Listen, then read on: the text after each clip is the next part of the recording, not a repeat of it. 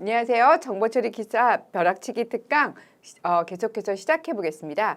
앞에서 그 시험에 대한 유의사항 잘 들으셨죠? 쟤는 3과목, 3과목을 최다 비출을 두르고 진짜 벼락치기 특강답게 가장 많이 나온 문제를 다시 한번 짚어보도록 하겠습니다.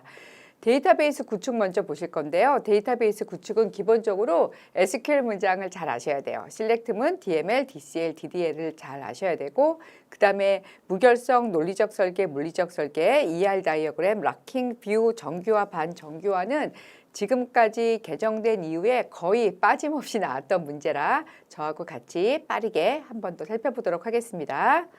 자, 셀렉트문에서 많이 나온 게 디스팅트거든요. 그래서 같이 보면 좋은 게 또 카운트죠. 그래서 제가 설명할 때 많이 보여드렸던 EMP 테이블 갖고 다시 한번 본다면 그냥 MGR을 뽑아보면 EMP 테이블에서 이렇게 뽑힐 거예요. 이 칼럼이 다 이렇게 뽑히고 근데 디스팅트를 뽑히면 어떻게 돼요? 이게 똑같이 7698까지 똑같은 건 한 번만 나오게 되겠죠. 그래서 이 문장을 표현하게 되면 다 유니크한 튜플들이 나올 것입니다. 자, 이걸 가지고 응용해서 카운트를 본다면 EMP 탭에서 MGR을 카운트 테이블 보면 이걸 다 세게 되면 13개가 되겠죠. 자, 그렇지만 디스팅트 이렇게 된다면 유니크한 튜플들만 셀 수 있으니까 6개가 나올 겁니다. 자, 이게 디스팅트 많이 나왔었고요. 자, 그 다음에 DDL, DML, DCL을 다 보셔야 되는데 DDL에서는 Create, Alter, Drop, Truncate는 지금까지 나왔던 적이 없었어요. Create, Alter, Drop이 다양하게 나옵니다. 자, Drop하고 DML하고 차이는 DML에서 Delete하고 차이는 뭐예요? Drop은 auto commit이죠. 롤백이 안 되는 DDL 문장에는 auto commit의 특징이 있습니다. 자, 그래서 알터의 기능도 다 알아두셔야 되고요. 자, 그 다음에 DML은 이제 insert, update, delete 문장 요 세 개의 문장 다 나오셔야 되고 insert는 into, update, set 뭐 이런 문법적인 것도 물어보고요. 결과값도 다 보셔야 되니까 요거에 대한 것은 좀 제대로 숙지가 되셔야 될 것 같아요. 이제 DCL은 commit, rollback 많이 나오죠. 그리고 grant, revoke 나올 때 연관된 것까지 같이 삭제하는 캐스케이드도 같이 알아두시면 좋을 것 같습니다. 자, 그 다음에 또 이제 네 번 빠지지 않고 나온 게 바로 용어 정리인데 이렇게 인플로이 같은 걸 우리가 테이블이라고 부르고 릴레이션 또 엔터티, 개체라고도 부르고요. 그리고 또 이렇게 직급에서 나올 수 있는 범위를 우리가 도메인이라고 하죠. 자, 그리고 이렇게 사원번호, 이름, 직급, 급여, 지역번호 같은 거를 즉 속성이라고 하고 이 속성의 개수를 우리가 디그리라고 하죠. 이 테이블은 5개고요. 자, 그 다음에 이렇게 열의 내용을 우리가 튜플이라고 하고 이거의 개수를 우리가 카디넬리티라고 합니다. 5개. 자, 그래서 튜플의 개수에는 상관이 없다. 자, 이런 문제도 많이 나왔었죠. 정말 지금 보시는 화면은요. 내외 한 번도 빠진 적이 없습니다. 자, 그 다음에 정규화, 반정규화. 요새는 반정규화도 많이 나오는 추세예요. 그래서 정규화라는 개념은 중복을 최소화하는 거죠. 중복을 최소화해서 데이터를 구조화하는 프로세스. 그럼 중복을 최소화해서 내가 원하는 데이터를 뭐를 뽑아요? 우리가 조인을 통해서 하기 때문에 속도가 느려지는 문제가 있어요. 그게 바로 정규화죠. 자, 이에 대해 반에서 나온 게 바로 반정규화죠. 이건 뭐냐면 속도를 빠르게 하기 위해서, 성능을 개선하기 위해서 중복을 허용하는 개념이 바로 반정규화죠. 그래서 정규화를 하는 목적은 여러 테이블에 중복된 데이터가 없습니다. 그래서 이제 그 1NF부터 5NF까지 보면 알 수 있죠. 그리고 데이터 조회 비용은 증가하고 반정규화는 최소화하기 위해 중복을 허용합니다. 자, 그래서 이거에 대한 설명으로 시험으로 좀 까다로웠던 문제를 제가 한 문제 뽑아봤는데, 자, 이 정규화는 언제 하느냐? 이 정규화를 하는 목적은 중복을 배제해서 이상의 발생을 방지하는 거고, 이게 가장 중요한 목표이기도 하죠. 자, 이건 언제 해요? 자, 이 문제도 많이 나왔었죠. 개념적 설계, 이거는 사람이 이해하는 단계, 그 다음에 컴퓨터가 이해하는 논리적 설계 단계, 자, 그 다음에 이게 끝나면 우리가 물리적 설계 단계가 끝나고 그 다음에 구현을 하는데 그럼 정규화는 언제 하느냐? 바로 이 단계에서 논리적 설계 단계에서 합니다. 이 문제가 정규화치고는 좀 어려웠기 때문에 한번 하고 나왔고, 그리고 여기서는 이 그림에서는 이 개념적 설계, 논리적 설계, 물리적 설계 요 세 개의 단계와 각각이 하는 것들을 까지도 같이 알아두셔야 됩니다. 아주 다양하게 문제가 나옵니다. 자, 이상 현상도 매번 나오죠. 갱신 이상, 삭제 이상, 그리고 삽입 이상 게 있죠. 그래서 갱신 이상은 15에서 5로 할 경우에 스폰지밥만 네트워크를 5원을 내면 억울하겠죠. 왜냐면 징징이도 있는데. 자, 이런 게 바로 갱신 이상이고, 뚱이가 파이썬을 취소한다면 뚱이라는 존재 자체가 없어지죠. 자, 이런 게 삭제 이상. 그리고 새로운 과목을 개설했는데 신청한 과목이 없으면 삽입도 안 되겠죠. 자, 이런 게 삽입 이상. 자, 이런 이상 현상도 매번 기출 문제에 나오고 있습니다. 자, 뷰는 또 뭐였을까요? 뷰 같은 경우는 조금 있다가 제가 시스템 카탈로그 데이터 사전할 때 다시 한번 말씀을 드리겠지만, 뷰는 말 그대로 보여주는 거죠. 실제 로우 데이터가 아니라. 자, 인플레이와 에어리어가 있을 때 지금 내가 원하는 게 이렇게 뭐 급여나 뭐 이런 것들은 다 필요한 게 아니라 사원 번호하고 이름하고 어디서 일하는지만 궁금하다. 이렇게 만든 이게 바로 뷰죠. 테이블로 만든 거. 그래서 논리적 데이터 독립성이고, 가장 중요한 게 뭐냐면 물리적으로 존재하지 않는다. 실제적으로 존재하지 않고 내가 원하는 것만 뽑아서 보여주는 거죠. 그래서 관리가 간단하고 보안에 좋다. 이게 바로 뷰의 특징이었죠. 자, 요 뷰의 특징도 계속 나오고 있습니다. 자, 요런 것들은 아직 어려워서 지금까지 기출 문제에 나왔던 적은 없었어요. 자, 그리고 뷰에서 또 뷰를 만들 수도 있는데, 만약에 뷰가 없어지면, 자, 이것도 마찬가지로 같이 없어집니다. 자, 그리고 또 매번 나왔던 게 무결성이에요. 그 무결성은 이제 데이터가 정확하느냐 물어보는 거죠. 그래서 대체로 세 가지가 있죠. 그래서 제일 중요한 건 개체 무결성은 프라이머리 키라 반드시 유니크하고 낱널이어야 되죠. 자, 우리 사람으로 주민등록번호도 마찬가지로 유니크하고 낱널이죠. 자, 이런 게 바로 널이죠. 자, 이런 게 바로 개체 무결성이고, 자, 그 다음에 도메인 무결성은 지역번호에서 지금 이게 우리나라 지역번호인데 마이너스 83 같은 건 존재하지 않죠. 자, 이렇게 도메인에 속한 값이어야 된다. 이게 바로 도메인 무결성이 되겠죠. 자, 그 다음에 참조 무결성은 이렇게 우리가 조인을 할 때 프라이머리 키, 포린 키는 반드시 내가 참조하고 있는 테이블의 프라이머리 키가 되는 거죠. 자, 이 안에서만 포린 키가 만들어지는데 이렇게 여기 프라이머리 키가 아닌 값은 가져올 수가 없다. 이게 바로 참조 무결성이죠. 자, 무결성도 매번 나오는 문제입니다. 자, ER 다이어그램. 자, 이 인간이 이해하는 개념적 설계 단계에서 하는 ER 다이어그램에서는 지금까지 나왔던 문제는 이렇게 개체는 사각형으로 표현되고, 그 다음에 속성은 이렇게 타원형으로 표현되고, 그 다음에 관계는 이렇게 마른 목걸로 표현한다는 문제가 제일 많이 나왔습니다. 자, 그 다음에 데이터베이스에서 우리가 빠질 수 없는 게 이제 공유죠. 그래서 병행 데이터베이스에서 어떻게 락킹을 해서 우리가 병행성을 높이느냐. 자, 이게 문제에서 이제 락킹을 가장 많이 물어보는 거죠. 그래서 제가 기출문제에서 했던 똑같은 예제인데, 자, 이렇게 이 사람이 만약에 구두를 사러 왔는데 백화점 전체를 닫게 되면 다른 사람은 이용할 수 없으면 병행성이 매우 낮아지겠죠. 자, 그래서 이 사람이 구두를 샀는데 다른 사람들은 아무것도 못 사요. 다른 사람들은 뭐 모자를 사러 온 사람이나 티를 사러 온 사람이나. 그래서 럭킹 단위가 크게 되면 백화점 전체를 닫게 된다면 제어는 간단하겠지만 병행은 감소한다.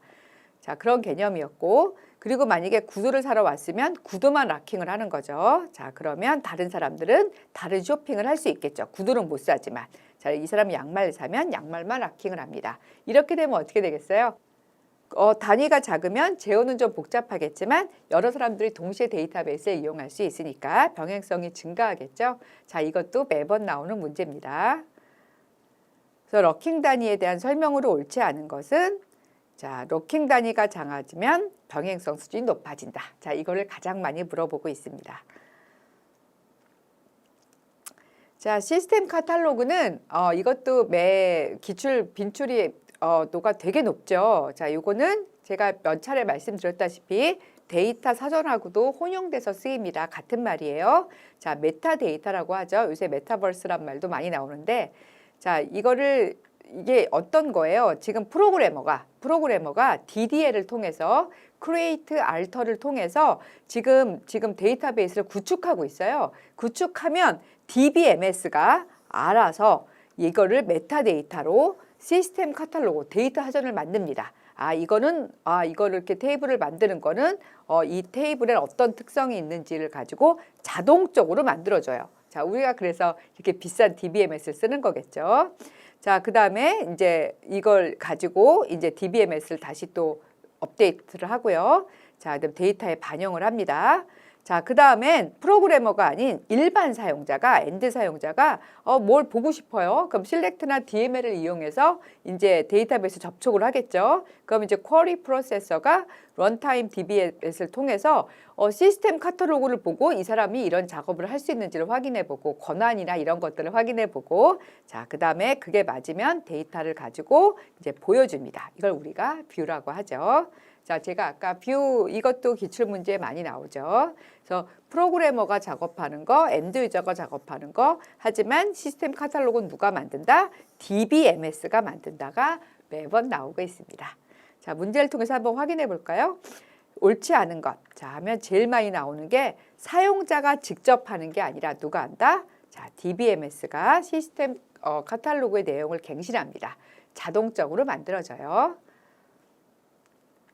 자, 그리고 의외로 많이 나오는 문제가 관계대수였어요. 관계해석은 지금까지 그렇게 많이 나온 적이 없습니다. 자, 관계대수는 어떻게가 중요하죠? how가 중요하죠. 어떻게 유도하는지를 기술하는 절차적인 언어입니다. 자, 그래서 연산자, 피연산자 어떻게 절차적 언어고요. 자, 모두 릴레이션이에요. 모두 테이블이에요. 이 문제는 여기서는 이런 모든 것들이 다 시험 문제에 나왔었어요. 카르테시안 프로덕트도 나왔고 디퍼런스, 인터섹션도 나왔었고요. 자, 순수관계 연산자에서 이 모양도 시그마, 파이, 이렇게 조인 이런 것도 나왔습니다. 기호도 나온 적이 있어요. 그래서 관계대수는 한번 살펴보실 필요가 있습니다. 자, 여기까지가 이제 가장 많이 나왔던 문제를 데이터베이스에서 봤고요. 자, 그 다음은 4과목 프로그래밍 언어 활용에서 가장 많이 나왔던 걸 한번 볼게요. 지금까지 한 번도 빠지지 않고 나온 건 결합도, 응집도예요. TCP, IP도 마찬가지고요. 아주 다양하게 나오고 있습니다. IP 버전 6도 아주 높고요. 그리고 의외로 변수명을 어떻게 주는지도 되게 높아요. 그리고 페이징 세그멘테이션, 그리고 지금 이 시간에 벼락치기에선 다를 수는 없지만, 그리고 자바, C 언어, 파이썬의 결과값이나 빈칸 채우기는 여지없이 나오고 있고, 난이도가 좀 들쑥날쑥한 편이에요. 좀 어려운 문제도 나옵니다. 그리고 지금 벼락치기에선 다루지는 않지만 서브넷 마스크도 의외로 많이 나왔어요. 이거는 21년 2회 기출문제 풀이 66번에서 제가 아주 자세히 설명을 풀이를 했습니다. 그러면 혹시 서브넷 마스크를 기억이 안 나시는 분은 요 21년 2회 기출문제를 한 번 더 듣고 가시면 좋을 것 같아요. 그리고 시험 보시기 전에 20년부터 21년 기출문제 몇 개 안 되거든요. 기출문제 풀이는 반드시 듣고 가셔야 됩니다. 정말 똑같은 문제도 많이 나오고요. 그 기출문제만 제대로 이해하시게 되면 필기시험은 그렇게 걱정 안 하셔도 될 거예요. 자, 그래도 이 시간에는 지금까지 가장 많이 나왔던 문제를 나왔던 거를 프로그래밍 언어 활용해서 몇 가지를 다시 한번 같이 살펴보도록 하겠습니다. 자, 결합도, 응집도는 진짜 매번 빠지지 않고 나왔어요. 결합도는 서로 다른 모듈 간에 상호 의존하는 정도 또는 연관된 관계를 의미해서 자료 결합도부터 볼 텐데, 자료 결합도는 우리가 흔히 얘기하는 이렇게 만약에 getW이라는 거를 내가 메서드를 부른다면 이렇게 O를 이렇게 단순 데이터를 전달하는 게 바로 자료 결합도입니다. 데이터 커플링. 자, 그 다음에 나오는 게 스탬프 결합도죠. 그래서 이 단순 데이터가 아니라 이번에는 뭐냐면 배열 때는 객체가 전달되는 거예요. 이렇게 만약에 내가 새로운 객체를 만들었어요. 새로운 객체를 만들어서 지금 후가 가리키고 있죠. send 이메일이라는 메시지를 부를 때 내가 지금 이렇게 객체를 전달하는 게 바로 스탬프 결합도입니다. 자, 그 다음은 제어 결합도. 이 제어 결합도는 컨트롤하는 거죠. 자, 이거는 뭐 다 외우실 필요는 없어요. 하도 많이 나와서 그래도 한 번 더 제가 다 확인시켜 드리는 거예요. 이 제어 결합도는 뭐냐면 프린트 차지에서 뭐가 DD 페이라는 게 지금 뭐가 왔냐면 true false가 오는, 자, 불인은 true false가 있는 거죠. 자, true false가 있는 논리적인 흐름을 제어하는 걸 바로 제어 결합도라고 합니다. 그래서 만약에 그가 지불했으면 프린트 디스카운트 차지를 하고, 그렇지 않으면 프린트 노멀 차지를 하는, 자, 이런 메서드를 할 때 이렇게 true false가 전달되는 걸 제어 결합도라고 하고요. 자, 외부 결합도는 너무 복잡해서 보여드릴 수가 없었어요. 외부에 있는 다른 모듈 또는 데이터를 참조하는 게 외부 결합도. 그다음에 공통 결합도는 뭐 가장 기억하기 좋은 게 전역 변수라고 생각하시면 좋을 것 같아요. 자, 스태틱으로 선언을 해서 여기 있는 값들을 참조하는 게 바로 공통 결합도입니다. 전역 변수를 내가 변경하게 되면 다른 모듈에도 영향을 주니까 좋을 수가 없겠죠. 자, 그 다음에 내용 결합도는 가장 높은 결합도를 가져서 가장 최악의 경우입니다. 자, 이거는 뭐냐면 어떤 모듈이 사용하는 다른 모듈의 내부 기능과 데이터를 직접 참조하는 경우예요. 간단하게 예제를 만들 수 없어서 이렇게 내용만 했습니다. 자, 이거는 진짜 많이 나오는데 제가 아주 어렵게 설명을 드렸지만 시험 문제는 사실 요것만 물어봐요. 이거를 어떻게 외우냐면 내공이 없는 사람은 나쁘겠죠. 외제를 쓰자. 외제 물건을 쓰자. 그래서 내공 외제 쓰자. 이렇게 기억해 두시고 어느 게 나쁜 거예요? 내공이 없다고 생각하면, 내공이 없는 사람이 외제 물건을 쓸 테니까 그게 월스트라고 생각하시면 됩니다. 그래서 이게 좋은 거죠. 그냥 단순 데이터만 결합하는 메서드 호출할 때 그냥 단순하게 데이터 하나만 하는 게 자료 결합도, 이게 베스트고 이게 월스트라 요 화면을 그대로 다 암기하셔야 될 거예요. 그래서 문제는 이런 식으로 나와요. 낮은 거부터 높은 거로 써라. 그러면 내공 외제 쓰자. 이렇게 해서 결합도가 낮은 것부터 높은 것, 높은 것부터 낮은 것 이렇게 물어보는 게 있으니까 아까 그 표를 보시고 그 문제에 따라서 잘 선택하시면 됩니다. 그래서 결국은 결합도라는 의미는 뭐예요? 모듈들이 변수를 공유하지 않고 제어 정보를 교류하지 않게 함으로써 결합도를 낮춰야 되는 게 바로 좋은 프로그램이 되겠죠.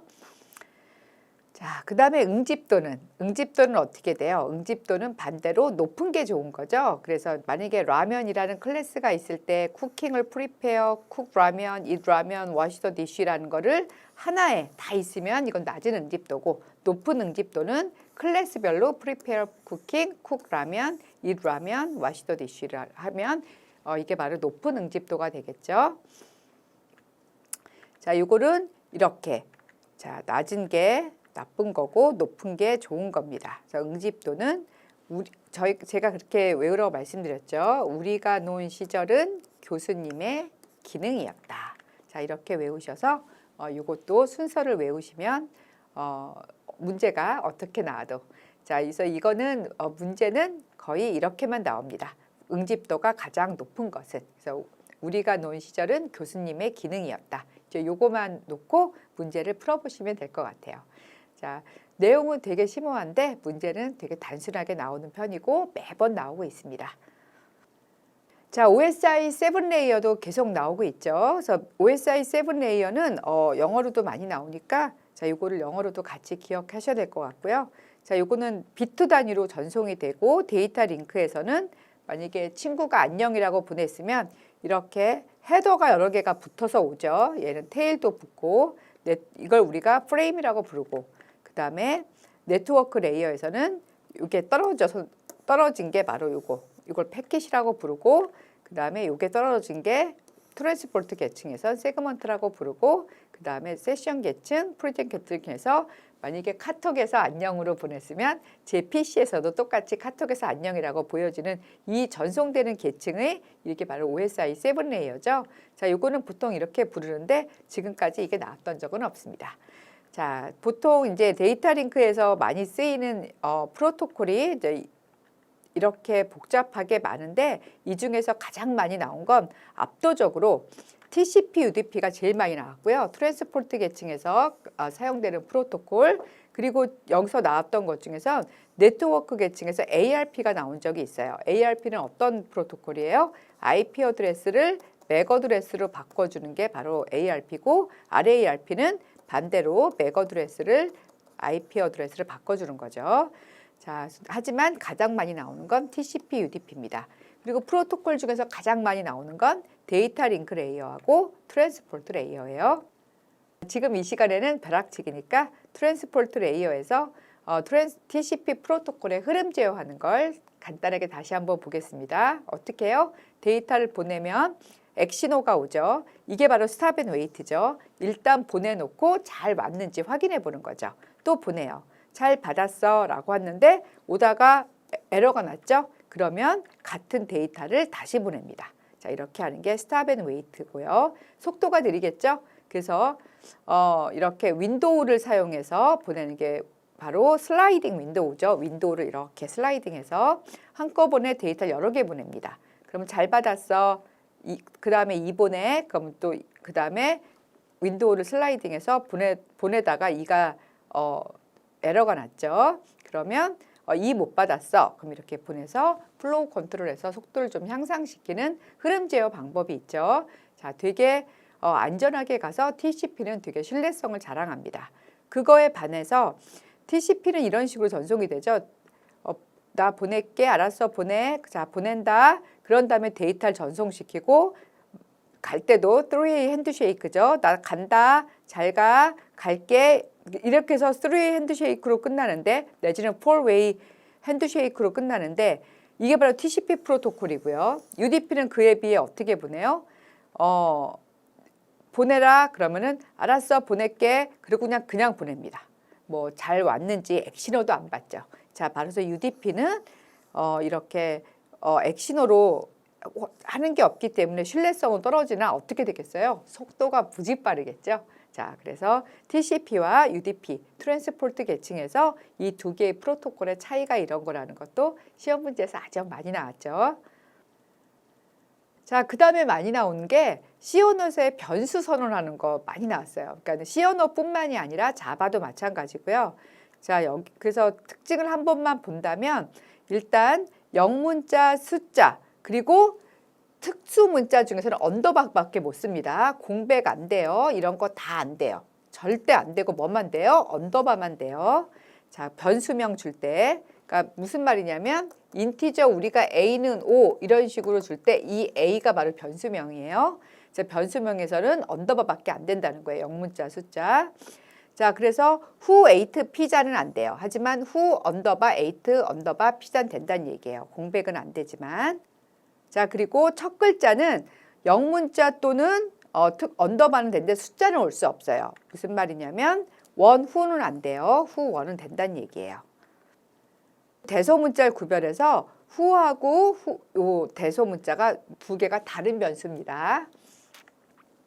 그리고 예하고는 사용할 수 없어요. 이를테면 try, double, for, while, short 같은 거는 사용할 수 없다는 얘기예요.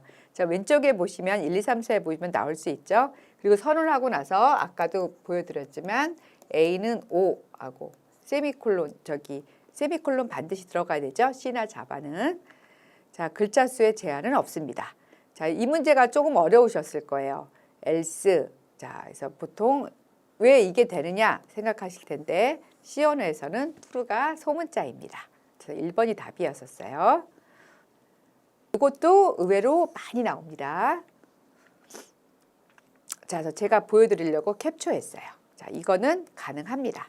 하지만 이거는 불가능합니다. 자, 요거 소문자로 쓰면 아주 악의적인 문제였습니다. 자, 그 다음에 나오는 게 IP 버전 6도 되게 많이 나오거든요. 근데 이걸 다 외우실 필요는 없으시고요. 가장 많이 나오는 건 128비트다. 길이가 길죠. 그리고 16진수를 사용한다. 그 다음에 128비트다. 16진수를 쓴다. 그리고 가장 많이 나온 게 전송 방식이 멀티 유니 브로드캐스트였는데 IP 버전 4에서는 IP 버전 6는 브로드캐스트가 없어지고 애니캐스트를 쓴다는 게 큰 특징이어서 이게 지금 제가 표시한 게 가장 많이 나오고 있습니다. 그래서 이게 바로 유니캐스트고요. 그리고 이게 멀티캐스트고요. 자, 이렇게 해서 하나만 되는 게 애니캐스트예요. 지금 사용하지 않는 이게 바로 브로드캐스트였었죠. 자, 얘는 사용하지 않고 IP 버전 6에서는 애니캐스트를 씁니다. 이렇게 7하고 똑같을 때 그 중에 하나만 하면 된다. 이제 그 얘가 바로 DNS 서버가 있겠죠. 이건 사용하지 않습니다. 그래서 문제에서 멀티캐스트 대신 브로드캐스트가 아니라 애니캐스트를 사용합니다. 자, 128비트. 자, 기출문제에서 많이 나왔던 거죠. 자, 그 다음에 또 많이 나오는 게 프로세싱에서 페이징하고 세그멘테이션이 많이 나왔어요. 지금까지. 그래서 결국은 가상기억 장치에서 프로세스를 메모리에 어떻게 할당시킬 것인가. 자, 이거는 왜 단편화 때문에 하는 거죠. 내부 단편화, 외부 단편화. 그래서 가장 기억해 두실 게 페이징하고 세그멘테이션 두 개가 많이 나오고 있는데 이거는 나온 적 없습니다. 아직까지는. 자, 그러면 페이징이라는 건 이런 거죠. 메모리 할당할 때 프로세스를 일정하게 메인 메모리를 프레임으로 분할하는데 똑같은 크기로 분할하는 거예요. 자, 그래서 MMU를 이용해서 주소 변환을 시켜서 크기가 같죠? 자, 요거를 이런 식으로 할당하는 겁니다. 자, 같은 크기라는 게 일정하게 크기를 일정하게 분할시키는 게 바로 페이징 기법이에요. 자, 그래서 예를 들자면 만약에 18kB하고 26kB가 지금 일을 하려고 기다리고 있어요. 자, 지금 어떻게 됐어요? 10kB로 지금 똑같은 프레임을 나누었죠. 그러면 얘가 18kg로 가면 10kg에 먼저 하고 자, 그럼 8kg가 남았죠. 자, 이렇게 남은 요 공간을 우리가 뭐라고 그러냐면 내부 단편화라고 하는 거죠. 자, 그러면 26kB가 이제 할당이 돼요. 그럼 여기에 10 들어가고 그다음에 10 들어가고 6이 들어가고 이제 다 할당이 됐죠. 그럼 바로 이 부분이 내부 단편화라는 얘기죠. 그러니까 페이징 기법으로 똑같은 크기로 할당을 하게 되면 내부 단편화가 발생한다는 얘기고요. 자, 이거에 반해서 나온 게 바로 세그멘테이션 기법이죠. 뭘 똑같은 크기로 해 가변적으로 하자. 자, 그래서 논리적인 단위 세그먼트로 나눈 후에 주기억 장치에 적재하는 거죠. 자, 똑같이 18kB하고 26kB 적재하게 되면 18kB가 들어갔고요. 26kB가 이렇게 들어가는 거예요. 자, 이렇게 가변적으로 들어갔죠? 그럼 사용되지 않은 이 공간을 우리가 외부 단편화라고 한다는 거죠. 자, 이렇게 프로세싱과 세그멘테이션이 지금까지 문제에서 많이 나왔습니다. 그래서 하나의 문제를 본다면 일정한 크기로 나누는 게 페이징이고 가변적인 크기로 나누는 게 세그멘테이션이 되겠죠.